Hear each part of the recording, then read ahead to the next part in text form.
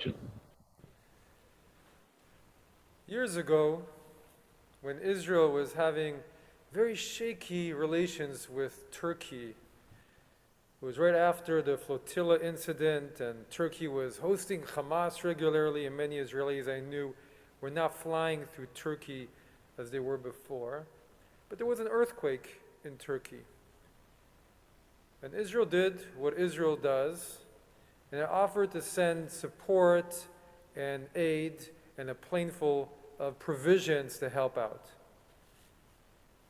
Because this is what it means to be a just society and to care for those who are afflicted by a disaster. Israel also offered Iran the same aid when it had an earthquake a few years ago, but the aid was not accepted. But the moment at the time really stuck with me, made me think there are some situations that transcend war and even the most bitter of feuds.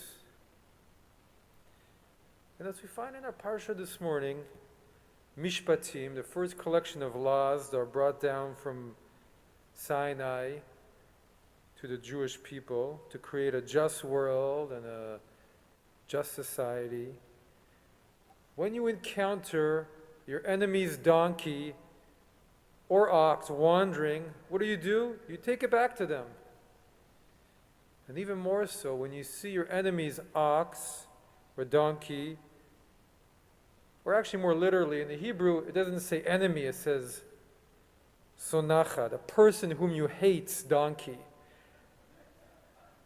Not that they're the donkey, but their donkey, lying under its burden. And the Torah says, and you would refrain from raising it, because why would you help? It says you must nonetheless raise it with him, which doesn't sound like an easy thing to do. But you are to help him or her raise the donkey, despite how challenging it is, and even though you feel like refraining from raising it, you nonetheless do it. And that is what it means to be just, and to be a people of moral and ethics, and aspiring to holiness, to be Anshe Kodesh, to be people of holiness, as the Torah says in this parsha. And even though that help may not be accepted by one's enemy, but that doesn't matter. One does it out of a sense of our own aspirations, of our own sense of who we are and how we are going to live in this world. And who knows how long there'll be your sonacha, the person whom you hate. The Tur, who is a medieval commentator, adds in very strong terms. And he says, God was saying, don't you dare refrain from helping somebody or from helping an animal just because you don't like its owner.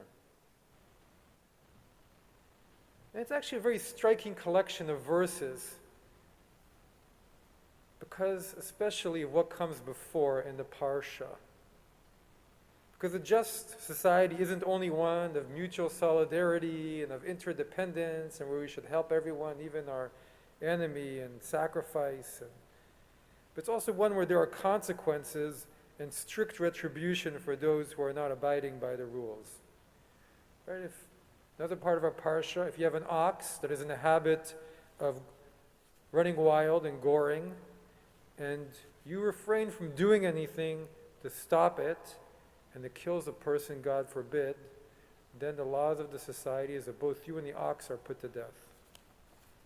And if you kidnap a person or scheme to murder a person, also the strongest of penalties.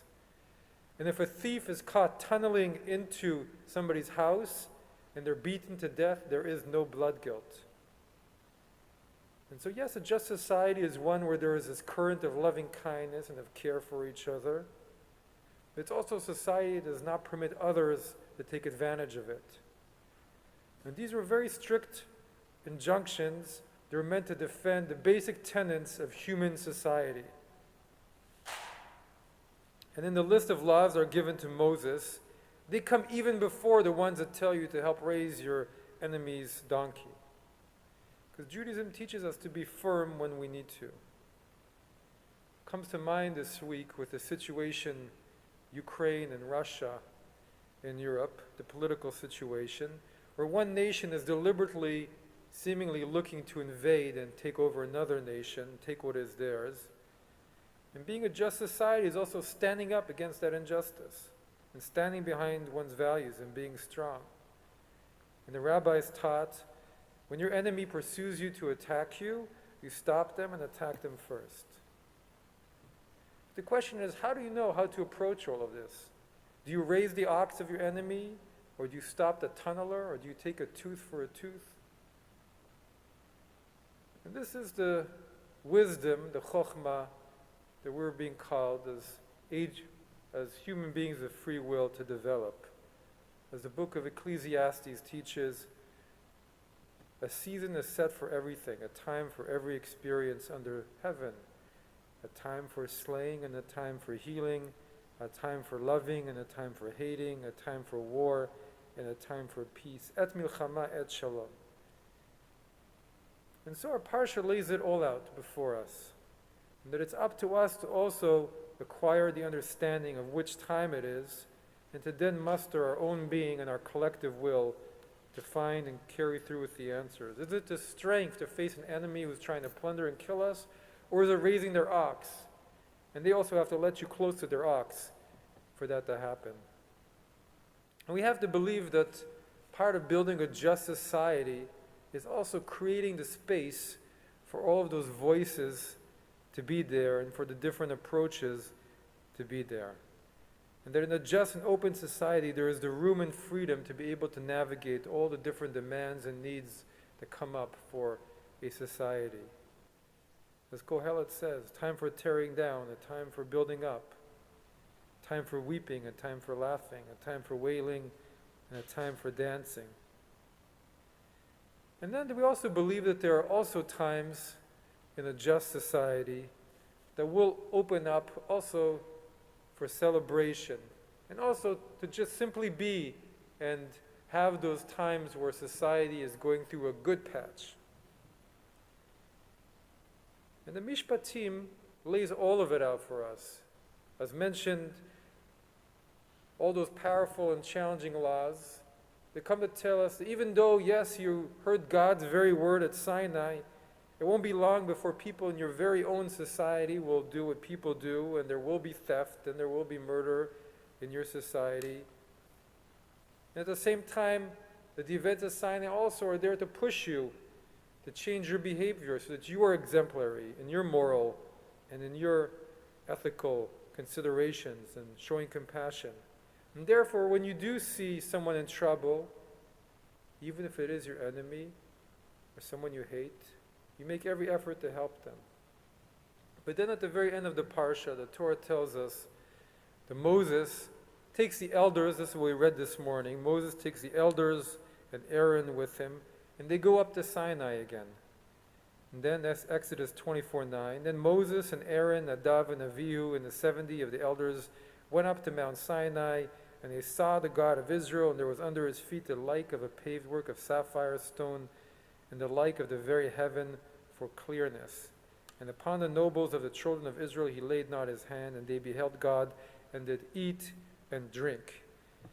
And the Torah is telling us that, right, as part of the mission of Israel to be a just and moral nation, there will also be those times where we can have a meal with God, to celebrate the end of strife, to celebrate new beginnings, to just be and enjoy feasting physically and spiritually, because we've accomplished a little bit more of the difficult work that is before us in this world, the labor of bringing one more bit of divine justice and compassion to our broken world.